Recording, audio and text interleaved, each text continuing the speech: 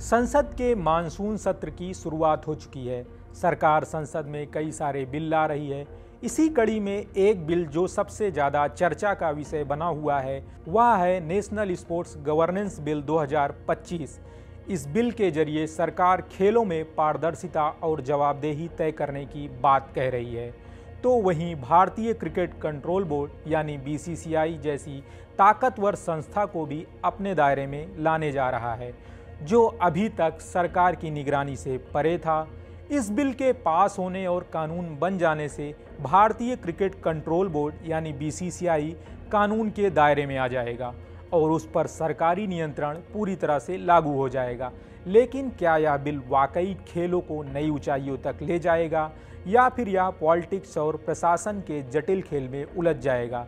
तो वहीं इस कानून के बनने से बीसीसीआई पर क्या असर पड़ेगा और क्या है नेशनल स्पोर्ट्स गवर्नेंस बिल 2025 जिसे संसद में पेश किया गया है, जानेंगे सब कुछ हम इस वीडियो में।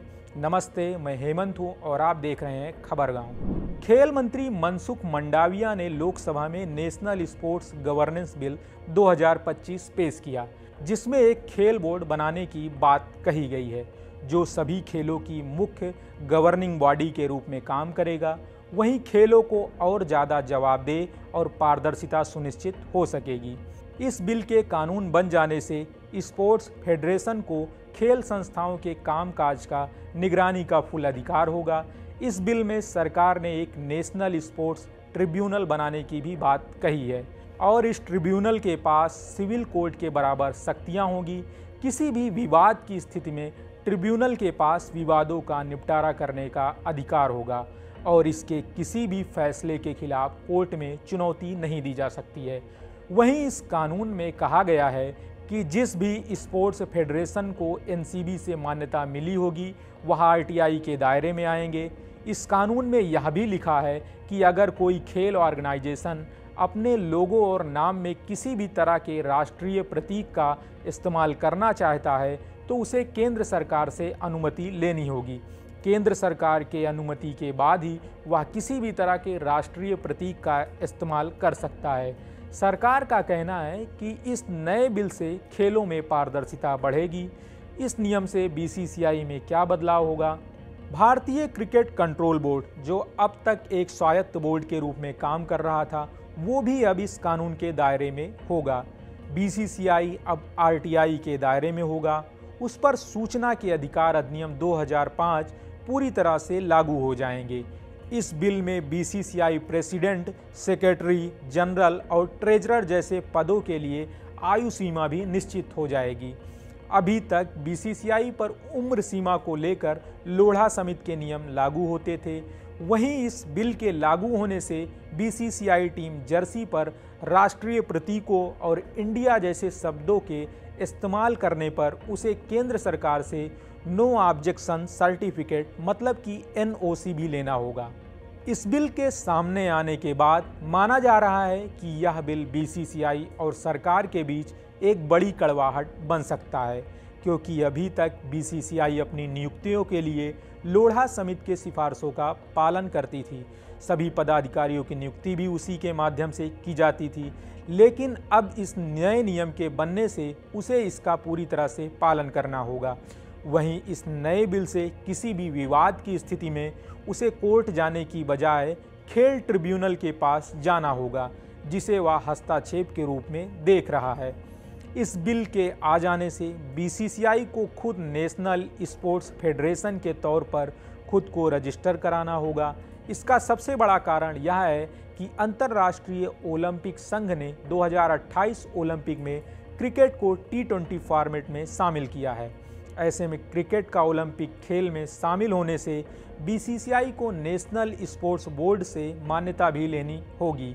वहीं आरटीआई वाला पेच भी सरकार और बीसीसीआई के बीच विवाद का कारण बन सकता है, क्योंकि साल 2018 में सेंट्रल विजिलेंस कमीशन यानी सीवीसी ने बीसीसीआई को एक पब्लिक अथॉरिटी घोषित किया था और कहा था कि बीसीसीआई भी आरटीआई के दायरे में आता है, जिसके बाद बीसीसीआई और सीवीसी के बीच तकरार भी देखने को मिला था।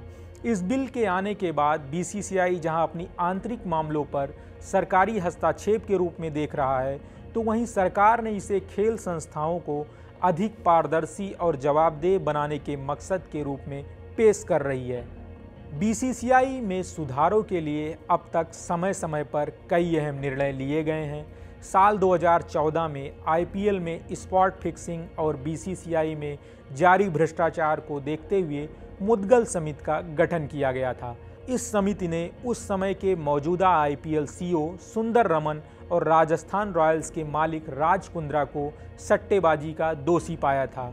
मुद्गल समिति ने बीसीसीआई में भ्रष्टाचार को उजागर करते हुए बड़े सुधारों की बात कही थी, लेकिन ये सुधार कैसे और किस तरह के हों, इस पर ज़्यादा कुछ नहीं कहा था।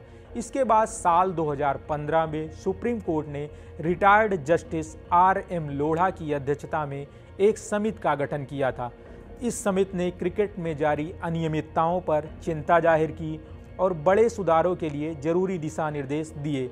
लोढ़ा समिति ने उस समय के सीएसके और आरआर के मालिकों पर बीसीसीआई से संबंधित किसी भी तरह की गतिविधि में शामिल ना होने से पूरी तरह से बैन लगा दिया।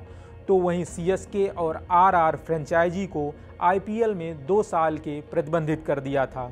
लोढ़ा समिति ने बीसीसीआई में पदों की नियुक्तियों के लिए भी योग्य मानदंड लागू किए जाने की बात कही थी। अपने आदेश में लोढ़ा समिति ने कहा था कि बीसीसीआई में पदों के लिए भारतीय नागरिक ही योग्य होंगे। कोई भी मंत्री या सरकारी कर्मचारी इस तरह के किसी भी पद के लिए योग्य नहीं होगा। समिति ने पद के साथ कार्यकाल की भी सुनिश्चित किए थे। लोढ़ा समिति ने कहा कि इन कदमों से बीसीसीआई में जारी भ्रष्टाचार समाप्त होगा और वह पहले की तुलना में अधिक जवाबदेह होगी। बात करें बीसीसीआई की, तो बीसीसीआई दुनिया का सबसे अमीर क्रिकेट बोर्ड है, जिसकी कुल संपत्ति $2.25 बिलियन है और यह दुनिया के किसी भी अन्य क्रिकेट बोर्ड से ज़्यादा अमीर है। बीसीसीआई के लिए राजस्व का सबसे बड़ा सोर्स आईपीएल है, जहां से वह सबसे ज़्यादा कमाई करता है। बीसीसीआई ने साल 2023 से 2027 तक के टर्म के लिए ही उसके प्रसारण अधिकार $6.2 बिलियन में नीलाम हुए हैं। इसके साथ ही बीसीसीआई टीम के अंतर्राष्ट्रीय दौरे और आईसीसी के साथ एक बड़ा राजस्व भी साझा करता है। बीसीसीआई को कई बड़ी कंपनियों के विज्ञापन भी राजस्व का एक बड़ा स्रोत हैं।